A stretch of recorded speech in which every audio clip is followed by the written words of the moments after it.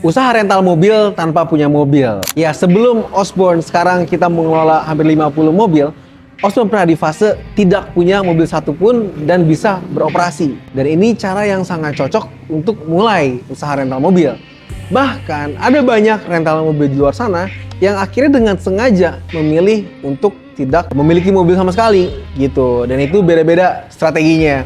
Ada yang beli mobil sebagian, terus banyak yang mobil dari luar, ada yang full mobil luar, ada yang full mobil internal, beda-beda tiap rental. Tapi di sini kita mau bahas, kalau nggak punya mobil sama sekali, gimana caranya bisa mulai. Jadi, cara yang pertama itu adalah rent to rent aja, harian. Kita kalau anak muda nih, lebih jago tuh di jualannya, di Instagram, terus kita bikin akun Instagram, kita posting, kita iklanin, kita bikin website, kita pasang iklan di OLX, kita pasarin ke teman-teman kita. Kemudian ketika ada yang mau booking, kita rent to rent. Jadi kita punya kenalan rental mobil yang sudah ada nih yang punya mobil.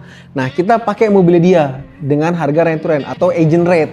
Misalkan harga Brio kita jual 400.000. Nah, kita setor 300.000 per hari ke yang punya mobil. Jadi kita punya margin itu 100.000 alias kurang lebih 25% ya dari 400.000 itu. Nah, dari situ 100.000 itu kemudian bisa digulung-gulung terus sampai akhirnya lebih banyak. Itu adalah cara pertama ya, rent to rent dengan rental yang sudah punya mobil dan kita ambil marginnya aja. Di Osborne sendiri ada beberapa rental yang kerjasama dengan kita dengan sistem seperti itu. Bahkan dia nggak punya mobil sama sekali. Dia bener-bener ya udah, gue mau fokus masarin aja, gue nggak mau punya kepusingan tuh ngurusin mobil di servis, pajak, asuransi. Gue cuma mau jualan aja, gue mau ambil marginnya aja. Ya udah, dia pasarin tuh di website dia, di Instagram dia, di mana-mana dia pasarin. Kalau ada orderan ya sambungin ke kita bisa bantu anterin ke tamunya dia ataupun tamunya datang ke sini gitu. Atau dia sendiri yang datang untuk anterin mobilnya ke customernya. Dan itu bisa banget. Modalnya nol. Kita bisa negosiasi dengan rentalnya untuk dibayar di belakang. Tapi kita paksa customernya untuk bayar di depan. Sehingga cash flow kita positif. Uang yang masuk duluan, bayarnya masih minggu depan. Nah, cash flow yang positif itu bisa kita gulung lagi sebetulnya. Untuk nambahin iklan, nambahin promosi. Sehingga yang sewa lebih banyak dan kita bisa bayar agak di belakang. Modalnya nambah terus, bisa muter terus. Sampai akhirnya rentalnya semakin besar.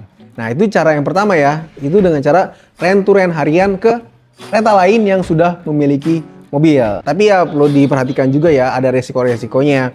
Jadi kalau ternyata customernya nabrakin mobil milik si rental ini ya kita harus terlibat juga tuh ngurusin mobilnya. Kalau mobilnya tergadai, mobilnya dijual putus, itu kita harus terlibat juga. Meskipun kalau servis dan lain-lainnya itu menjadi full tanggung jawabnya pemilik mobilnya. Gitu ya. Itu cara yang pertama tuh untuk usaha rental mobil tanpa punya mobil sama sekali. Ini skalanya bisa gede banget ya.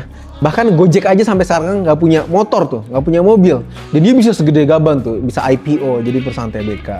Yang kedua itu adalah mobil titipan investor yang sistemnya bagi hasil.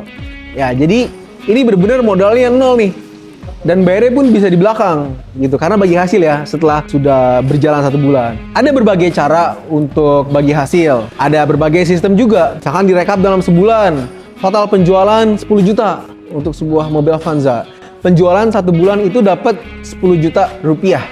Nah, bagi hasilnya tuh ada yang bisa 70-30, ada yang bisa 60-40, ada yang bisa bahkan 50-50. Bagi pemilik mobil dan bagi si rental, pengelola. Jadi kita jadi pengelola aja nih. Bener-bener mobil punya orang, kita kelola aja. Resikonya lebih minim, karena kita nggak ada cicilan setiap bulan yang fix, nggak ada setoran fix setiap bulan. Itu semua berdasarkan performa kita. Gitu. Jadi mau 50-50, 60-40, 70-30 itu terserah kita. Pembagian komponen-komponen biayanya pun bisa dinegosiasikan. Misalkan servis, pajak, asuransi, siapa yang menjadi penanggung jawabnya. Bisa negosiasinya kalau jago bisa dibebankan ke pemilik mobil semua. Sehingga kita sebagai pengelola benar-benar enak tuh. Kita udah dapat potongannya berapa, udah bisa langsung dinikmati. Misalkan potongannya 40% ya udah dari penjualan 10 juta kita 4 juta udah bersih. Untuk kita per mobilnya. Untuk pemilik mobil dia juga seneng ada yang bisa mengelola mobilnya gitu. Mungkin mobilnya nggak kepake, terus daripada di rumah diem aja mending disewakan dengan sistem bagi hasil tersebut. Cara yang ketiga itu adalah sistem investor, sistem mitra, tapi dengan bagi hasil yang fix. Jatuhnya itu kita kayak sewa bulanan ke yang punya mobil. Misalkan Avanza kita sewa 3,5 juta per bulan atau 4 juta per bulan. Komponen semua sudah diurus sama yang pemilik mobil ya, komponen biaya.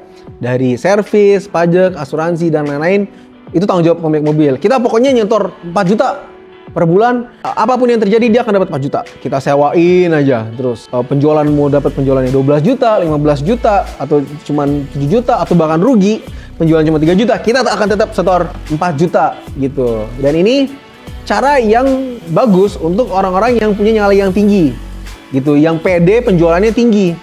Kalau dengan bagi hasil kan kita tuh variabel ya, tergantung hasil penjualan. Tapi kalau udah yakin, gue udah pasti tinggi terus nih penjualan tiap bulan, ya udah kita bisa nego dengan pemilik mobil supaya harganya kita tekan gitu. Kan lu sudah dapat angka fix nih tiap bulan, jangan gede-gede banget lah gitu. Misalkan Avanza kalau nyicil ya kredit itu bisa cicilannya 5 juta, 5,5 juta. Ya kita ngasih fix 4 juta per bulan gitu. Dia kalau bisa dia beli mobilnya cash. Jadi kita ngasih angka yang fix, relatif lebih kecil daripada harus nyicil. Tapi ya dia dapat cash flow pasti tiap bulan. Buat kita juga enak, angkanya relatif kecil gitu dibanding kredit ataupun bagi hasil persentase tiap bulan gitu. Kita juga ada mobil yang seperti itu di sini. Dan yang keempat itu adalah mengontrak mobil rental lain dengan angka yang tetap.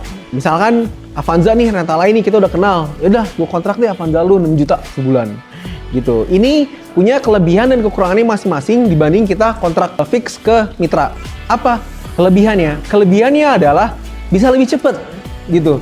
Karena dia udah rental, dia ada mobil yang udah nganggur nih, nggak kepake. Misalkan kita butuh sore ini atau butuh besok, kita langsung bisa ambil lah mobilnya. Emang harganya cenderung lebih mahal dibanding dengan mitra. Tapi di saat ada orderan yang menarik nih, dan kita butuh mobilnya ada saat ini, ya itu jalan yang paling cepat gitu. Dan mobilnya sudah dipasangi GPS, udah mode siap sewa gitu. Kita nggak perlu macam-macam ya. Karena kalau kita pakai sistem mitra, meskipun fix tiap bulan dan angkanya lebih murah, itu ada proses dulu tuh, negosiasi, tanda tangan perjanjian kontraknya, terus habis itu kita harus pasang GPS, itu bisa makan waktu bisa seminggu. Sedangkan kalau kita butuh besok ya udah nggak ada waktu itu. Malah si customer bisa kabur tempat lain. Ya itu cara-cara kita bisa tanpa punya modal. Dan semua cara ini bisa dinegosiasikan mengenai pembayarannya. Gitu. Kita bisa nego supaya pembayarannya di belakang buat nambahin modal kita. Tuh, ini semua based on negotiation. Ini ilmu dari Mas J juga ya, dari IEA Academy. Bentuk permodalan ya kita bisa dengan vendor kita, itu dengan cara bayarnya tempo di belakang. Mau seminggu, sebulan. Kalau udah ekstrim banget nih bisa setahun bahkan. Itu ada bisa case kayak gitu. Itu kalau udah deket banget. Gitu ya. Jadi everything in this world is negotiable.